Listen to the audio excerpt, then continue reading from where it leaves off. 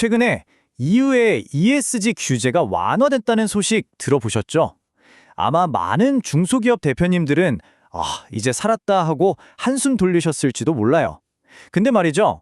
이게 과연 이야기의 전부일까요? 오늘 그 숨겨진 진짜 이야기를 한번 파헤쳐 보려고 합니다. 오늘 우리가 풀어볼 핵심 질문 바로 이겁니다.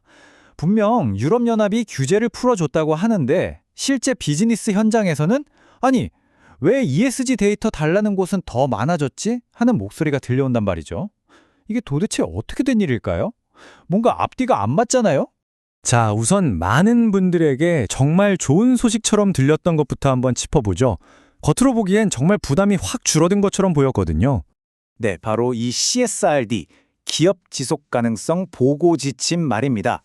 바로 2026년 2월이었죠. EU가 이 CSRD의 적용 대상을 확 줄여버리는 아주 큰 결정을 내렸습니다. 그래서 정말 많은 기업들이 이제 보고서 안 내도 된다 하고 공식적으로 면제를 받은 거예요.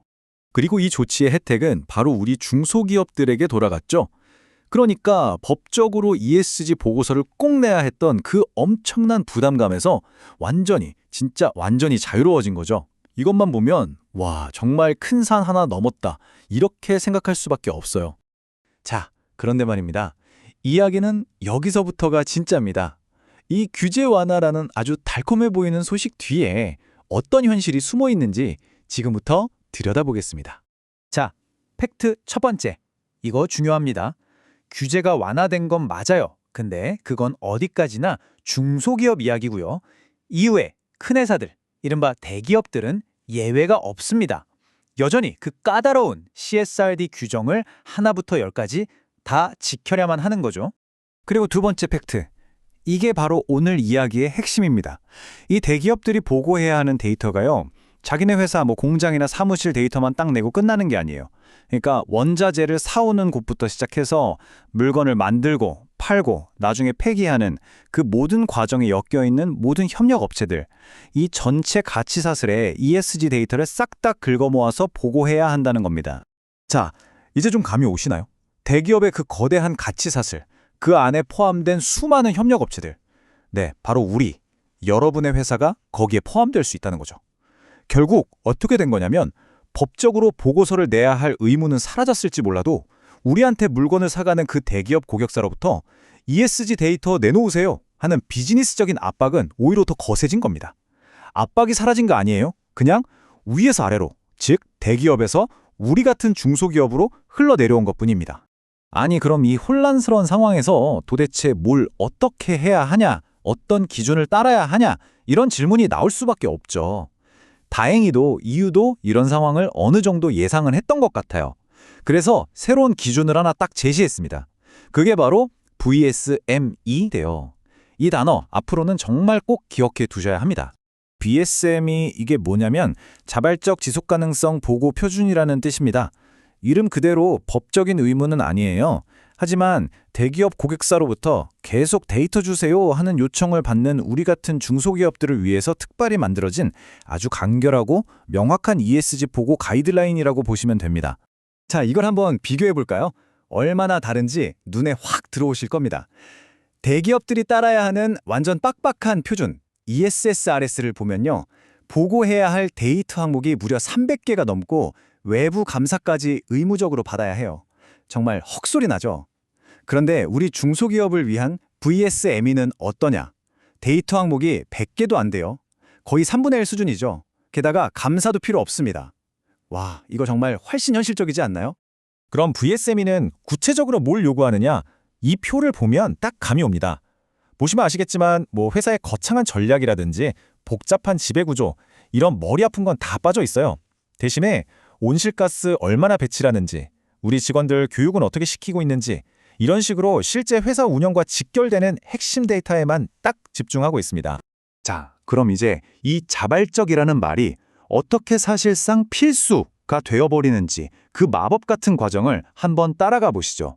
이 단계를 한번 보세요. 아주 간단합니다. 1단계, 우리 고객사인 대기업이 CSRD 때문에 우리한테 ESG 데이터를 달라고 요청을 하겠죠. 자, 근데 여기서 EU가 안정장치를 하나 걸어놨어요. 중소기업들 너무 힘들게 하지 말라고 가치사슬 상한선이라는 걸 만들어둔 겁니다. 이게 뭐냐면 대기업이 협력사한테 야, 너네도 우리처럼 그 복잡한 ESRS 기준으로 데이터 다 내놔. 이렇게 못하게 막는 거예요.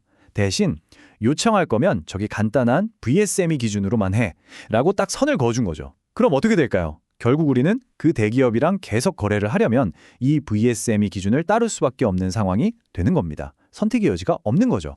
그러니까 핵심은 이겁니다. 법적으로만 보면 자발적 표준 맞아요. 아무도 강요하지 않아요. 하지만 우리가 EU에 있는 대기업이랑 계속 비즈니스를 하고 싶다. 그럼 이야기가 달라집니다. EU ACVML을 따르는 게 사실상 비즈니스를 계속하기 위한 필수 조건, 즉 새로운 시장의 룰이 되어가고 있는 겁니다.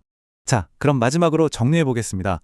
이 모든 변화가 지금 당장 우리 비즈니스에 어떤 의미가 있는지, 그래서 우리는 뭘 준비해야 하는지 말이죠.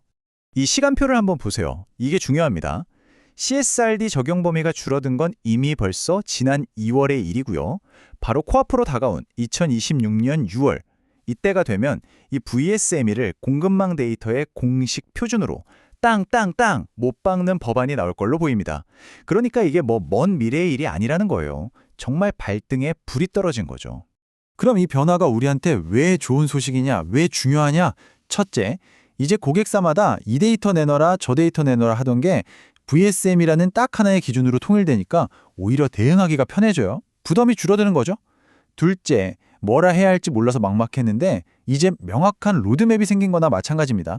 셋째, 엄청난 돈 들여서 컨설팅 받고 보고서 쓸 필요 없이 우리 수준에서 충분히 신뢰도 있는 데이터를 제공할 수 있게 됩니다.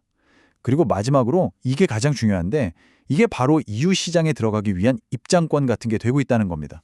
처음에 규제가 완화됐다는 소식 듣고 아, 다행이다 하고 안심하셨을 수도 있습니다.